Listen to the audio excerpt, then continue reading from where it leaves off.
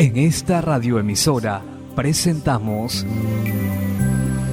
Llaves para vivir con éxito, a cargo del internacionalmente conocido maestro de la Biblia y escritor Derek Prince, quien comparte su experiencia personal y ministerio cristiano en Llaves para vivir con éxito.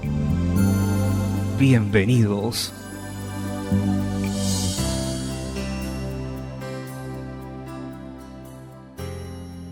Llaves para vivir con éxito presenta la adoración, segunda parte. Me alegro de estar nuevamente con usted al continuar compartiendo sobre uno de los temas más ricos y profundos de las Escrituras, el tema de la adoración. En mi charla introductoria de ayer hice la diferencia entre la acción de gracias y la alabanza por un lado y la adoración por otro. Expliqué que la acción de gracias y la alabanza son principalmente dicciones de nuestra boca, mientras que la adoración es una actitud de nuestro cuerpo.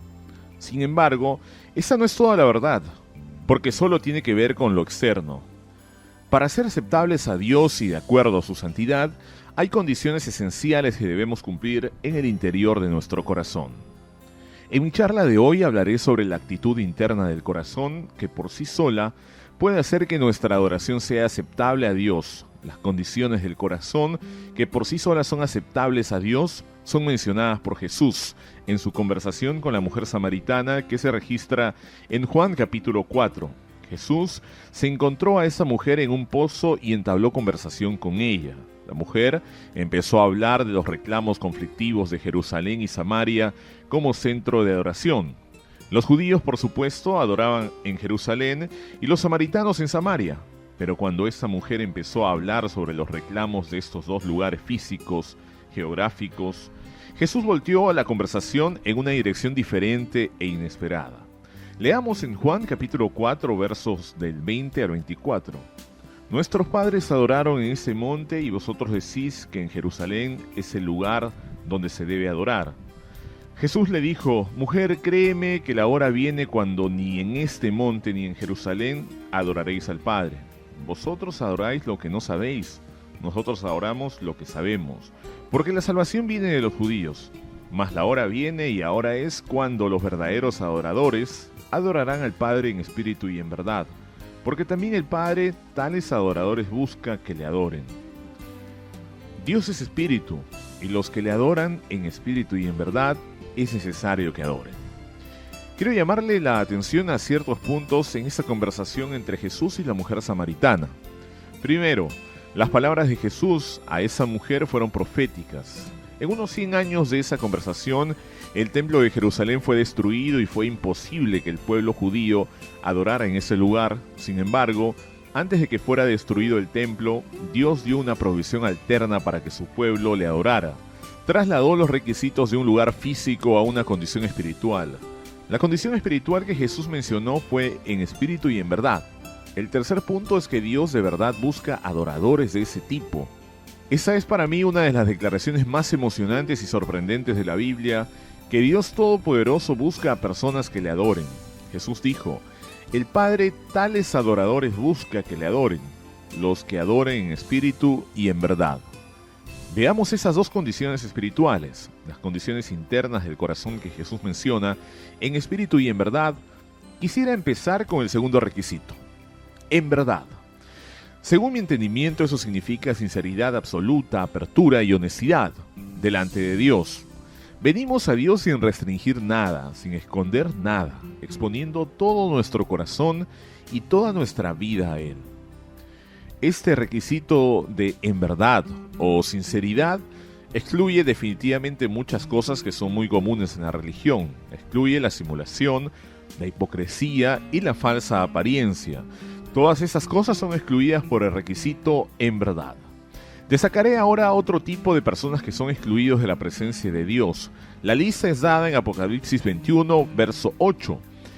Pero los cobardes e incrédulos, los abominables y homicidas, los fornicarios y hechiceros, los idólatras y todos los mentirosos, tendrán su parte en el lago de fuego y azufre, que es la muerte segunda.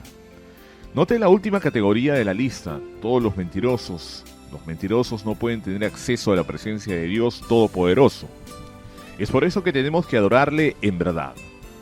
Hay un ejemplo muy vivido en esto en la historia de Ananías y Zafira. En Hechos capítulo 5, recuerde que Ananías y Zafira habían vendido una tierra y habían traído una ofrenda de lo que habían vendido y lo pusieron a los pies de los apóstoles. Y por supuesto que su ofrenda era dada al Señor, pero mintieron.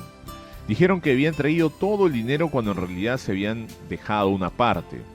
Esa mentira les costó a ambos la vida.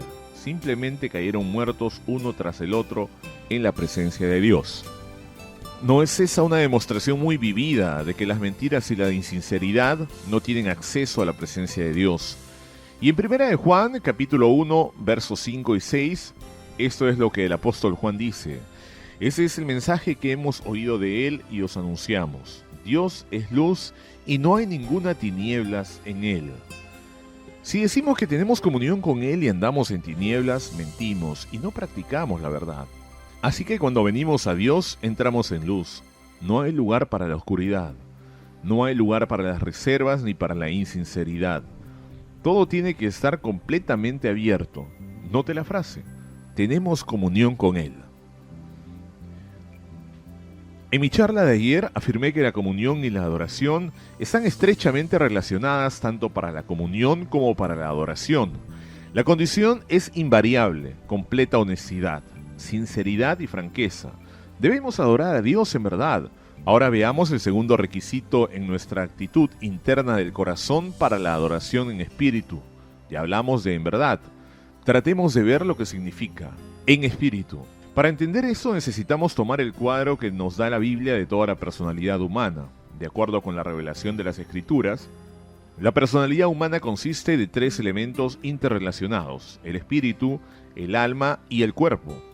Eso está en 1 de Tesalonicenses capítulo 5 versículo 23, en una oración del apóstol Pablo, en la que dice: y el mismo Dios de paz os santifique por completo, y todo vuestro ser, espíritu, alma y cuerpo, sea guardado irreprensible para la venida de nuestro Señor Jesucristo.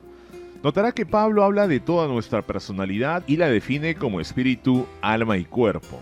No podemos comprender en realidad la adoración si no entendemos primero las funciones e interrelaciones de estos 3 elementos de la personalidad, espíritu, alma y cuerpo, porque no es el alma o el cuerpo lo que tiene que adorar a Dios, sino el espíritu. Veamos por un momento el relato de la creación del hombre en Génesis capítulo 2, verso 7. Entonces Jehová Dios formó al hombre del polvo y la tierra y sopló en su nariz aliento de vida, y fue el hombre un ser viviente. Hay 2 fuentes distintas de la personalidad humana, una de arriba y otra de abajo. De arriba está el aliento, el Espíritu de Dios sopló en el hombre. De abajo está su naturaleza física, el cuerpo hecho de barro. La unión entre el espíritu y el barro produce un ser viviente, una personalidad humana que consiste de espíritu, alma y cuerpo. Pero cuando el hombre se rebeló contra Dios, su espíritu fue cortado en la comunión con Dios y para él murió. Así que el hombre en la terminología de la Biblia estaba muerto en sus delitos y pecados. Cuando el hombre se arrepiente y en fe se vuelve a Dios por el renacimiento, su espíritu es renovado y restaurado a la comunión con Dios. Pero tenemos que entender qué es el espíritu del hombre, no el alma, ni el cuerpo el que es capaz de tener comunión con Dios, y nuevamente vemos el principio que la adoración y la comunión están estrechamente ligadas. Así que por su medio espíritu renacido el hombre puede relacionarse directamente con Dios, de persona a persona, de espíritu a espíritu. Recuerda que Jesús dijo: Dios es espíritu y los que le adoran en espíritu y en verdad es necesario que adoren. De la misma manera en que Dios existe, es la misma parte que fue soplada en la personalidad humana, que viene de Dios espíritu, y solo ella puede relacionarse con Dios directamente y adorarle en espíritu.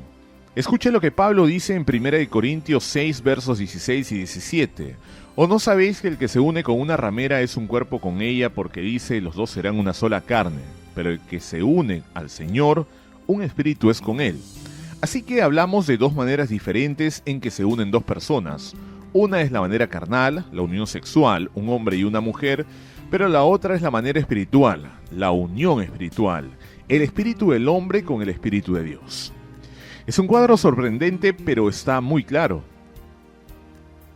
Así que, como es real que un hombre puede relacionarse con una mujer físicamente en una unión sexual, así un creyente puede relacionarse con el Señor espiritualmente en la comunión de la adoración. Eso es adorar a Dios en espíritu.